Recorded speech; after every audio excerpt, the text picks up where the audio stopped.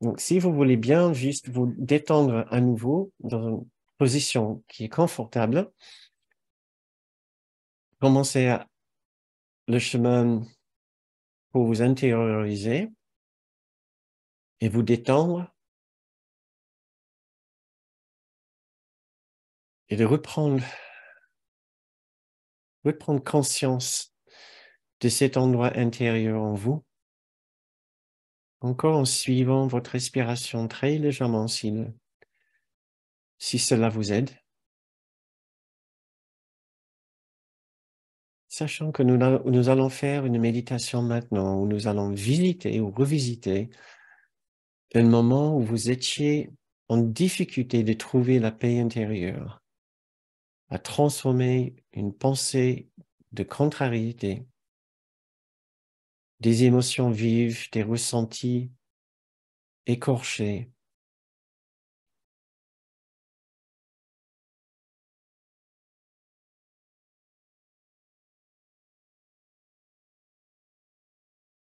nous nous souvenons peut-être d'une situation où nous étions en difficulté, nous étions confus, nous avions beaucoup de pensées conflictuelles qui ne nous laissaient pas en paix.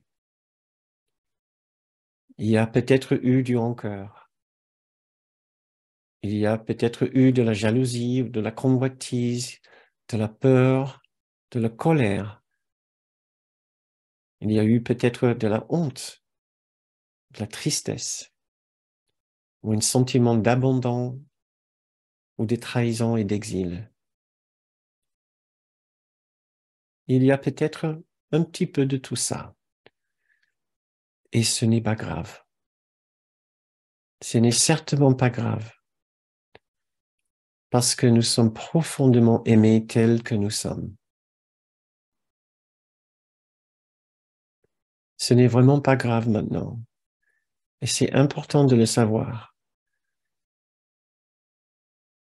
Il n'y aura jamais de jugement sur nous pour notre difficulté de changer notre état d'esprit. Nous sommes comme nous sommes. Nous faisons aussi bien que nous le pouvons. Et nous sommes profondément aimés tels que nous sommes.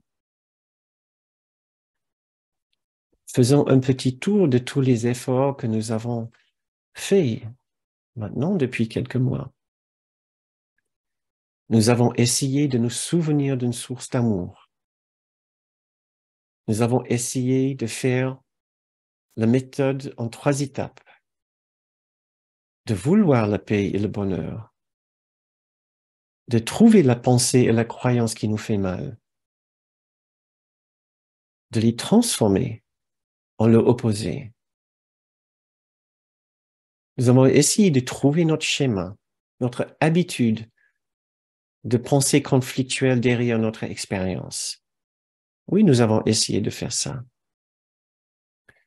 Nous avons même trouvé notre stratégie pour garder la souffrance. Cette souffrance qui procure un avantage, un bénéfice pour notre ego, pour notre petit soi. Et nous l'avons trouvé. Nous savons bien maintenant pourquoi nous restons avec la contrariété. Et malgré tous ces efforts, toujours rien ne bouge. Notre souffrance reste toujours intacte. Un sentiment de contrariété, de mal-être, d'injustice, de peur, de tristesse, ça n'a pas bougé. Nos sentiments sont toujours à vif, notre esprit est toujours aussi confus. Et vous savez quoi? Ce n'est pas grave. Ce n'est certainement pas grave. Parce que vous êtes profondément aimé tel que vous êtes. Nous avons peut-être même essayé l'exercice, la joie d'eux, ou trouver la joie cachée dans telle ou telle situation. Et ça n'a pas trop marché non plus. Et ce n'est pas grave.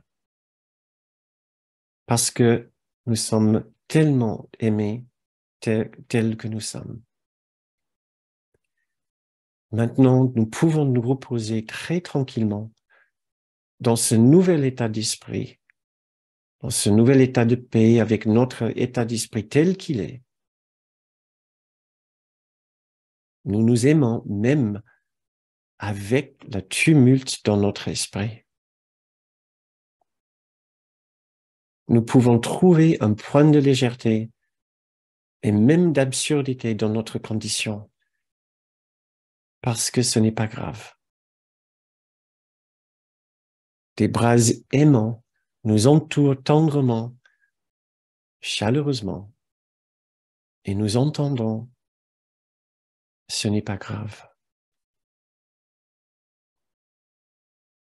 Pour finir cette méditation, j'ai envie de vous lire 2 petits passages du cours, du chapitre 18 et du chapitre 4. Même dans nos situations les plus compliquées, il y aura toujours ce lieu de repos où tu pourras retourner et tu seras plus conscient de ce calme centre de la tempête que de toute son activité déchaînée. Ce calme centre où tu ne fais rien, tu resteras, t'apportant le repos au milieu de chaque difficulté et contrariété. Tu fais partie de la réalité qui reste inchangée au-delà de la portée de ton ego, mais qui est facilement à la portée du pur esprit. Quand tu as peur, quand tu es souffrant et chagriné, sois calme et connais que Dieu est réel et que tu es son Fils bien-aimé qui a toute sa faveur. Et essayons maintenant de ressentir profondément quand nous voulons transformer une contrariété et que nous n'y arrivons pas, ce n'est pas grave. Nous sommes entourés de toute la présence de l'amour de Dieu. Sourions. Nous sommes aimés. Où il y a l'amour, la joie n'est jamais loin, car selon cette phrase du cours du chapitre 5, il n'y a pas de différence entre l'amour et la joie.